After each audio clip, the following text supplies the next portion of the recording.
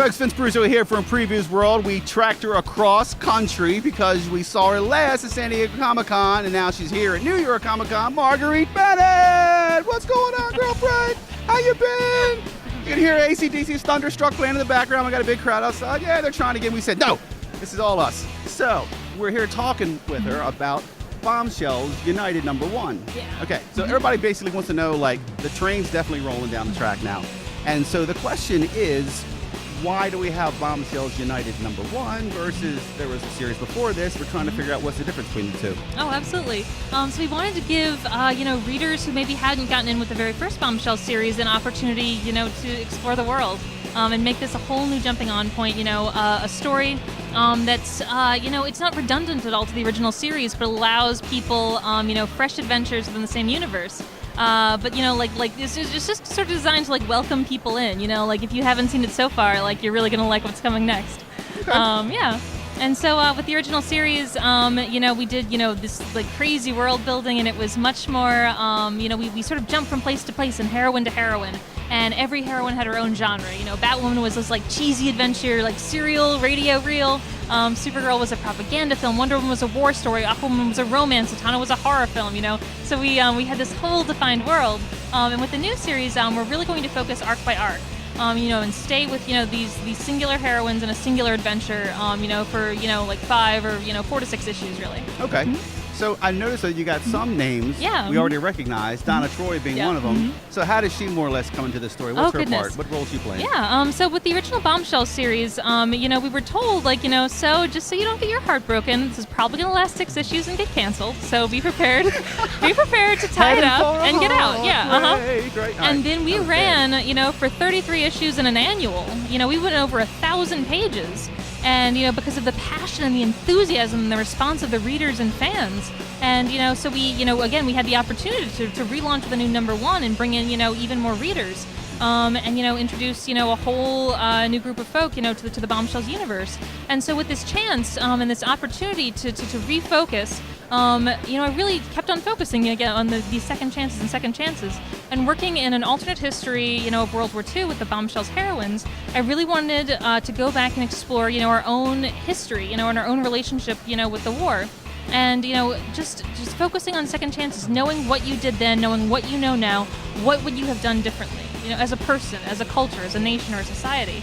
And, so we focus with the very first arc on Japanese internment. That, this is, as we get older, we're losing this generation. And so Bombshells became this platform, where we can highlight this cultural crisis and have an opportunity to choose differently, to be better than before. So if a chicken's hands presented itself, what would you do? Absolutely. That's where you got the magnifying glass or the script and you keep examining. Second chances.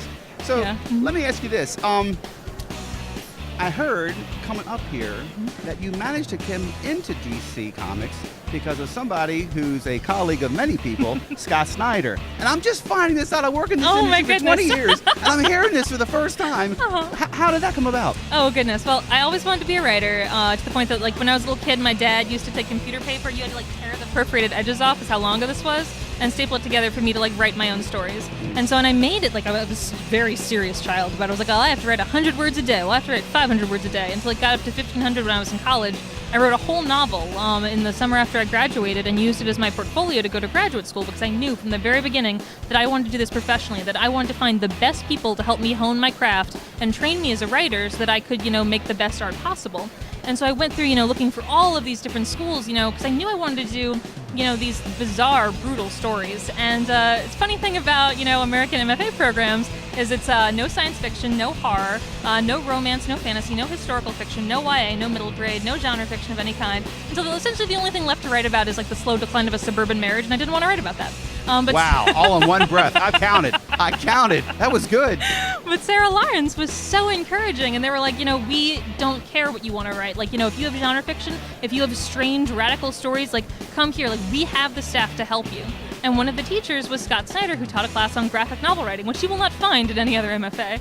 And so I brought him, these original scripts and original stories, and he was so encouraging. He is such a phenomenal teacher, and the level of passion that you bring to a project, no matter how outrageous, he will match that passion, and he will help you find something that is amazing in it, and he will help you find whatever needs to improve upon it. And, so a year after his class, he wound up reaching out to me and telling me, I keep thinking about the stories that you turned in, and if you want to do this, because this is a difficult career, I believe you're ready to do this professionally, and I can set up an interview at DC for you. Now you'll have to, audition and sort of jump through the hoops of fire afterwards. Right. You got to go through the obstacle course. That's on you. But he was like, but I can make the introduction, and so he introduced me to Mike Martz, who was then the Batman group editor, and I wrote it like a bunch of spec scripts. I wrote 5 scripts, and I turned in all 5. You're only supposed to do 1, but I was the overachiever. And they liked my stuff, and they hired me. Kid, slow down, right?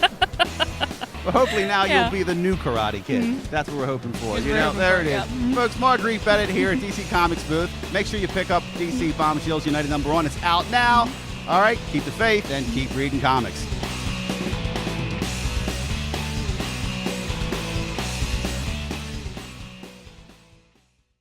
Hey, where are you going? There's more toys, comics, games, and collectibles to discover. So be sure to subscribe, like, and share. Set foot on Previews World.